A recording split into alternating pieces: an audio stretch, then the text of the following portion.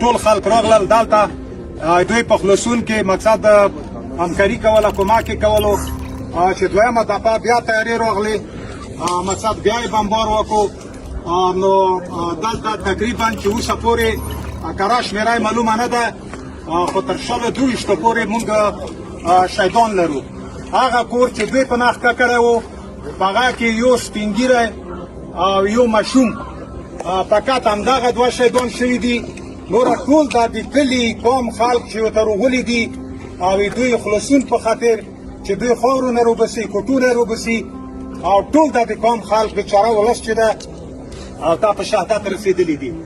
نو تقریبا چې 200 پورې تعداد رسېږي دا زخمیان دي تر 22 پورې چې کره شمېره اوسه پورې معلومه نه ده. مخکې مې یادوري وکړه مقصد دغه خلک په شهادت رسېدلي دي.